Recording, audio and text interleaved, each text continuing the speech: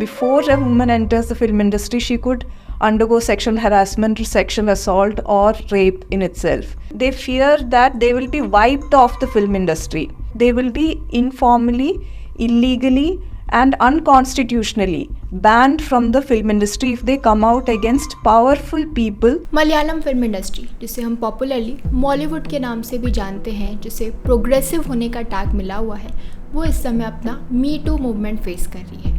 तो ये जो मूवमेंट चल रहा है, जो एक्यूजिशंस लगाए जा रहे हैं on the actors and directors, उसे देख के मुझे ऐसा लग रहा है कि ये जो टैग मिला हुआ था प्रोग्रेसिव का, वो सिर्फ टैग ही है। एक्चुअली में जो ट्रुथ है, जो रियलिटी है, वो कुछ और ही है, जिसे रिवील किया गया in the Hema committee report. जब मैंने इस रिपोर्ट को पढ़ा तो I was shock to learn about the harsh reality, जो कि सिर्फ सेक्शुअल हरासमेंट के एलिगेशंस तक ही लिमिटेड नहीं थी, बल्कि इस इंडस्ट्री के अंदर जो वुमेन है वो किस तरीके से बेसिक नीड्स के लिए, इक्वल नीड्स के लिए फ़ाइट कर रही हैं, वो भी रिवील किया गया। जब से ये रिपोर्ट पब्लिश हुई है, तब से काफ़ी सारे जो बड़े एक्टर्स और डायरेक्टर्स हैं, उन्होंने रिज़ाइन कर दिया है from the association of Malayalam movie artist, जैसे कि Siddique, Mohanlal, Ranjith and many more. In fact जो मलयालम फिल्म एक्टर सिद्दीकी हैं, उन्होंने तो कंप्लेन फाइल की है with the Kerala police against actress Revathi Sampath, क्योंकि जो रेवती संपत हैं, उन्होंने सिद्दीकी के अगेंस्ट जो है सेक्सुअल हरासमेंट के एलिगेशंस लगाए, और इन्हीं एलिगेशंस की वजह से अब सिद्दीकी जो हैं रेवती के अगेंस्ट कंप्लेंट फाइल की है फॉर दिस एलिगेशंस। सो आज के हमारे वीडियो में हम ये जो मलयालम मूवी इंडस्ट्री का मी टू मूवमेंट है, उसके बारे में बात करेंगे। हेमा कमेटी की रिपोर्ट के बारे में बात करेंगे कि क्यों वो इतनी कंट्रोवर्शियल है, ऐसा क्या लिखा है, ऐसा क्या प्रॉब्लम है इस इंडस्ट्री के अंदर जो कि इस रिपोर्ट के अंदर रिवील हुई है। अब अगर हम मलयालम मूवी इंडस्ट्री की बात करें तो ये जो ईयर है 2024, ये उनके लिए बहुत ही सिग्निफिकेंट है, क्योंकि एज ऑफ मई 2024 जो total world wide box office gross था, वो था 1030 करोड़, जिसमें से 660 करोड़ जो हैं इंडिया के थे एंड 370 करोड़ फ्रॉम ओवरसीज़। और जिन मूवीज़ की वजह से ये सक्सेस जो है इस इंडस्ट्री को मिली है, वो है मंजूमेल बॉयज़, आद्यो जीवितम, प्रेमालू एंड अवेशम। तो इन सभी मूवीज़ ने जो है 100 करोड़ से भी ज़्यादा जो है अर्न किया है at world wide box office. तो एक तरफ जहाँ पर जो मलयालम फिल्म इंडस्ट्री है वो इतना अच्छा कर रही है, इतना अच्छा काम कर रही है, इतनी अर्निंग्स हो रही हैं, इतना जो है वो पॉपुलर हो रहे हैं, वहीं दूसरी तरफ ये जो हेमा कमेटी की रिपोर्ट है, उसने रिवील किया कि कैसे ये जो इंडस्ट्री है वो खुद अपने ही लोगों के लिए प्रॉब्लमेटिक है। तो अगर हम इस रिपोर्ट की बात करें, इसके बारे में डिटेल में बात करें, तो ये जो रिपोर्ट है it starts with a poetry, जहाँ पे लिखा गया है the sky is full of mysteries with the twinkling stars and the beautiful moon. तो बेसिकली जो ये कमिटी है ये कहना चाहती है कि जो भी आप देखते हैं, जो भी आप समझ रहे हैं, हमेशा ज़रूरी नहीं है कि वो ही सच हो, सच कुछ और भी हो सकता है। तो उन्होंने स्टार्ट इससे किया। फिर इस 295 पेज की जो रिपोर्ट है ये क्यों बनी, इसका रीज़न क्या था। तो बेसिकली जो वहाँ की गवर्नमेंट है, जो केरला गवर्नमेंट है, उसने 2017 के अंदर जो है एक कमेटी फॉर्म की, जब एक एक्ट्रेस ने सेक्सुअल असॉल्ट के एलिगेशंस लगाए थे at the instigation of actor Dilip. और इसी के बाद प्रेशर भी डाला गया, प्रेशर भी देखा गया from a group called women in cinema collective.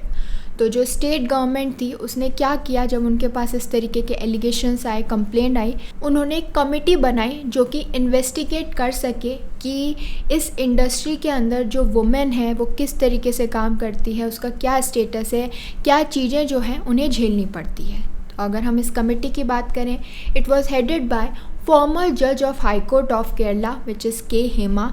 इसके अलावा 2 और मेंबर्स थे which were actor T Sharada and retired principal secretary of the Kerala government which is K B Valsala कुमारी।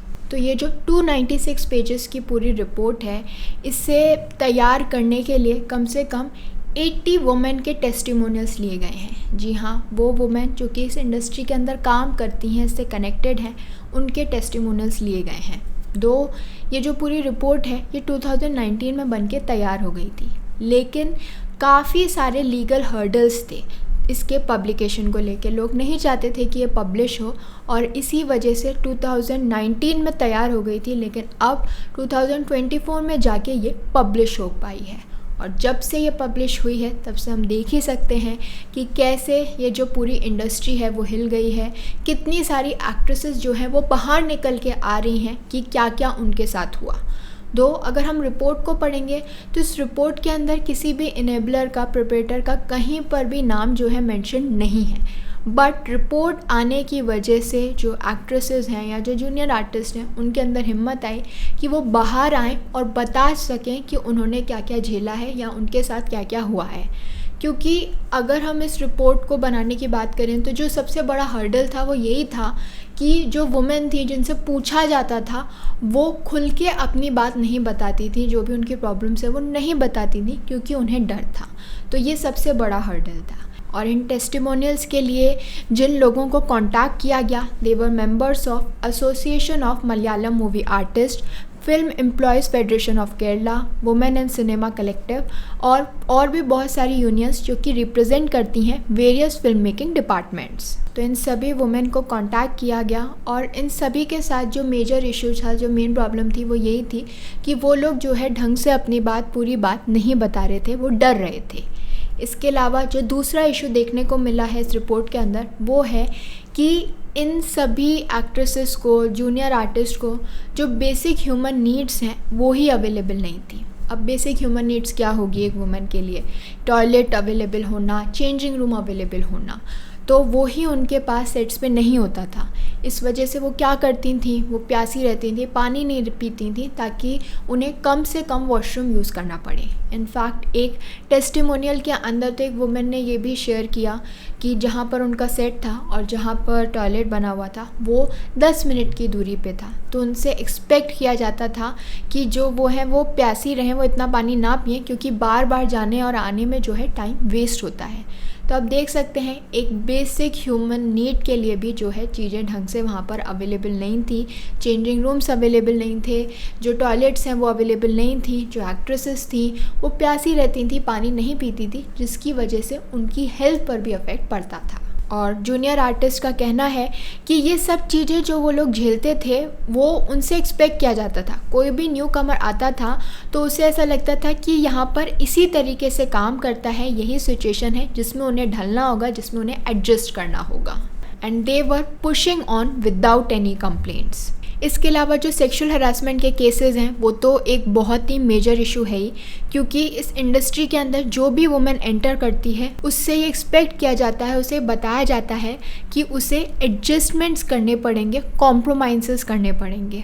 अगर आप इस इंडस्ट्री के अंदर घुस रहे हो then you have to make yourself available for sex on demand. In fact इसी वजह से ये जो इंडस्ट्री है बिल्कुल भी सेफ़ नहीं मानी जाती, स्पेशली जब आउटडोर शूट्स होते हैं। तो एक वुमेन ने अपना टेस्टिमोनियल शेयर किया जहाँ पे उन्होंने बताया कि कैसे जब आउटडोर शूट्स होते हैं तो कभी भी कोई भी जो है उनके डोर पे नॉक कर सकता है, ये एक्सपेक्ट किया जाता है।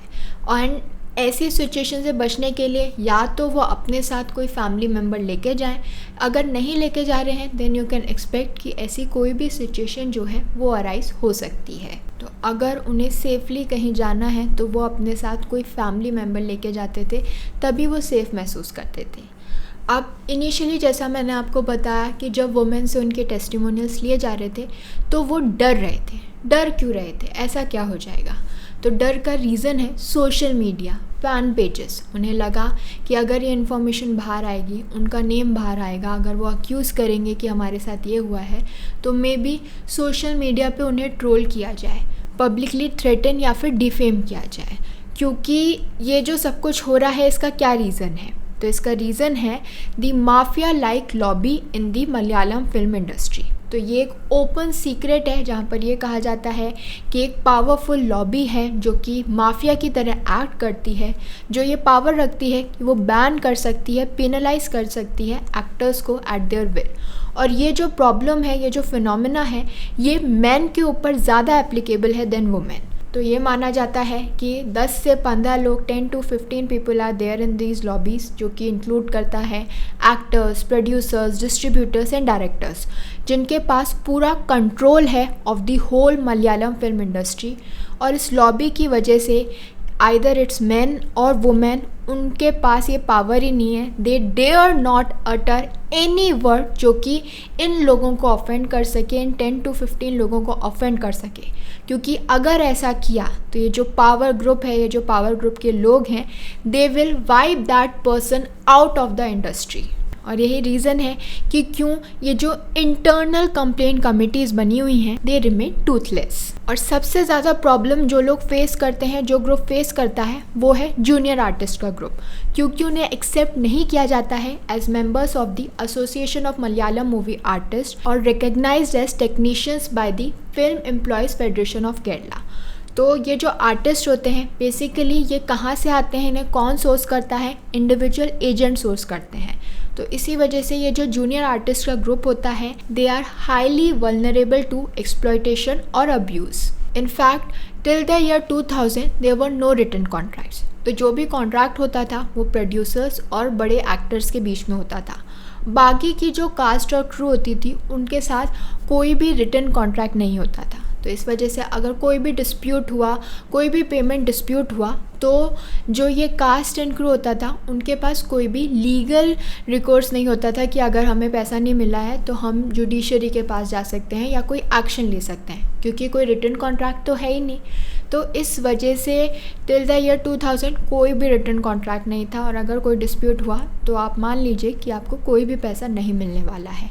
इनफैक्ट रिटन कॉन्ट्रैक्ट नहीं होने की वजह से जो है ब्लैकमेल लेवल पे चीज़ें चली जाती थी। जी हाँ, एक पर्सन ने जो है, एक वुमेन ने अपना टेस्टिमोनियल शेयर किया, जहाँ पर उन्हें बताया कि कैसे जब उन्हें मूवी दी गई थी, वो सीन दिया गया था जैसा डिस्क्राइब किया गया था वैसा नहीं था। वो एक इंटीमेट सीन था जिसके अंदर उनसे एक्सपेक्ट किया जा रहा था at the time of shooting कि वो सेमी न्यूडिटी दिखाएंगे या फिर किसिंग सीन होगा। तो ऐसे में वो जो एक्ट्रेस थी, उन्होंने मना किया कि जब हमारा डिस्कशन हुआ था, जब मुझे सीन डिस्क्राइब किया गया था, तब ऐसा नहीं था और अब मैं इसे ऐसे नहीं करूँगी। And she walked off. उन्होंने अपना जो पेमेंट है वो तो नहीं लिया, बट उसके बाद जो है उन्हें थ्रेटन किया गया, उन्हें ब्लैकमेल किया गया ये कह के कि जितना भी शूट हुआ है वो सीन, उतना जो है वो जो है वहाँ पे पब्लिश कर दिया जाएगा। तो इस तरीके से रिटन कॉन्ट्रैक्ट ना होने की वजह से इस तरीके की ब्लैकमेलिंग भी देखने को मिलती है। इसके अलावा वेजेस का प्रॉब्लम है, रेम्यूनरेशन का प्रॉब्लम है, जो कि टाइम पे नहीं मिलता, और कॉन्ट्रैक्ट्स नहीं होते तो आप कुछ कर भी नहीं सकते। तो इस तरीके से हम इस रिपोर्ट में देख सकते हैं कि कैसे मलयालम फिल्म इंडस्ट्री के अंदर जो बेसिक रिक्वायरमेंट्स हैं, जो बेसिक नीड्स हैं, वो भी फुलफ़िल नहीं हो रही। ये जो पूरी रिपोर्ट है, ये सिर्फ सेक्शुअल मिसकंडक्ट तक ही लिमिटेड नहीं है, बल्कि इसके अलावा और भी बहुत सारी चीज़ें सामने आई हैं। ये जो पूरी पावरफुल लॉबी है, उसके बारे में चीज़ें बताई गई है कि कैसे वो इस इंडस्ट्री को रूल कर रही है और बाकी लोगों के लिए प्रॉब्लमेटिक है, जो वल्नरेबल लोग हैं उनके लिए प्रॉब्लमेटिक है। दो इंडिया के अंदर बहुत सारे जो हैं लॉज हैं for sexual misconduct, for sexual abuse. In fact we have POSH, जो कि sexual harassment at workplace के लिए है, जहाँ पर कहा जाता है कि अगर 10 से ज़्यादा मेंबर्स हैं तो वहाँ पर एक इंटरनल कंप्लेंट कमेटी होनी चाहिए, जहाँ पर आप जाके कंप्लेंट कर सकते हो। बट जहाँ पर ऐसी लॉबी है, वहाँ पर इस तरीके की इंटरनल कंप्लेंट्स का क्या पॉइंट है? Though I don't know if anyone cares today as well. ये रिपोर्ट आई है, अभी 10-15 दिन सब बाहर आके बोल रहे हैं, एलिगेशंस लगा रहे हैं, बट क्या उन लोगों को पनिशमेंट मिलेगी? क्या उन लोगों के अगेंस्ट कुछ होगा? कोई स्ट्रिक्ट एक्शन लिया जाएगा? We don't know. So let's see कि आगे क्या होता है। क्या उन लोगों को जस्टिस मिल पाएगी जिनके साथ ये मिसकंडक्ट हुआ है या नहीं? I hope this information, this analysis was helpful to all of you. Thank you for watching this video. और मेरा वीडियो अच्छा लगे तो प्लीज़ मेरे चैनल को लाइक, शेयर एंड सब्सक्राइब करें।